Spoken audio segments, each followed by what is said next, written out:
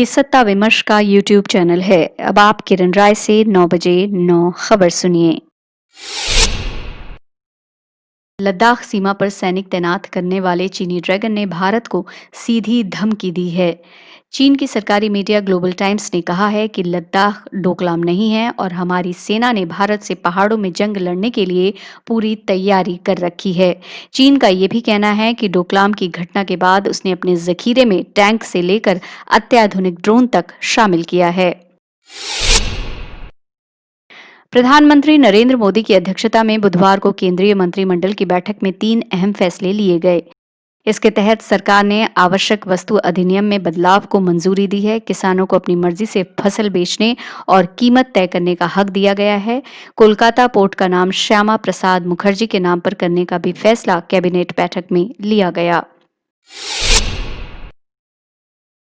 देश में कोरोना संक्रमितों की संख्या 2,08,709 हो गई है। मौत का आंकड़ा 5,815 हो गया है। पूरी दुनिया में अब तक 3,82,914 लोगों की मौत हो चुकी है।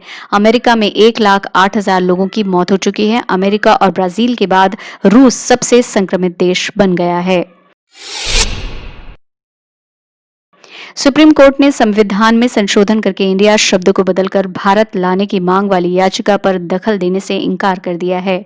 कोर्ट ने याचिकाकर्ता को अपनी रिट याचिका की प्रतिलिपि संबंधित मंत्रालयों को प्रतिनिधित्व के रूप में भेजने का निर्देश दिया है, जो उचित रूप से इसका प्रतिनिधित्व तय करेंगे।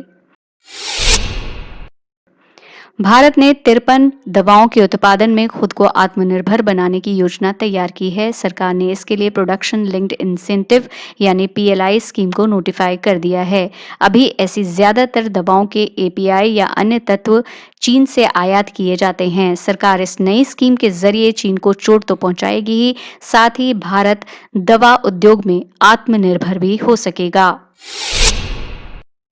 भारत की आर्थिक राजधानी मुंबई में 120 किलोमीटर प्रति घंटे की रफ्तार वाले चक्रवाती तूफान निसर्ग के अलीबाग तट से टकराने की खबर है। मुंबई एयरपोर्ट और बांद्रा वर्ली सी लिंक पर हवाई व जमीनी ट्रैफिक की आवाजाही रोक दी गई है।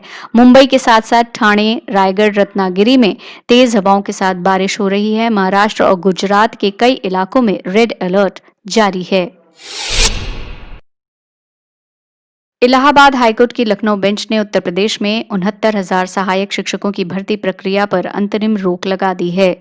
याचिकाकर्ताओं ने सहायक शिक्षकों के घोषित परिणाम में कुछ प्रश्नों की सत्यता पर सवाल उठाए थे। इस पर सुनवाई करते हुए कोर्ट ने भर्ती प्रक्रिया पर रोक लगा दी है। अब इस मामले की अगली सुनवाई 12 जुलाई को होगी। अश्वेत जॉर्ज फ्लॉयड की हत्या के बाद अमेरिका के तमाम शहरों में हिंसक विरोध प्रदर्शन का दौर जारी है। इसको लेकर राष्ट्रपति डोनाल्ड ट्रंप ने सेना उतारने की चेतावनी दी है। दरअसल 1807 में अमेरिका में एक राजद्रोह कानून लाया गया था, जिसके तहत देश हित में राष्ट्रपति इस तरह के प्रतिकूल हालातों से निपटने के लिए सेना को उतार सकते हैं। यूएनएससी को सौंपी गई एक रिपोर्ट में संयुक्त राष्ट्र ने इस बात का खुलासा किया है कि तालिबान की विशेष हक्कानी नेटवर्क शाखा का संबंध अलकायदा के साथ बरकरार रहेगा। जबकि 29 फरवरी को अमेरिका ने तालिबान संग जिस शांति समझौते पर हस्ताक्षर किए हैं, इसके मुताबिक तालिबान ने अलकायदा से अमेरिका और उसके सहयोगियों को नहीं डराने की बात कही है। फिलहाल के लिए इतना ही। देखते और सुनते रहिए सत्ता विमर्श।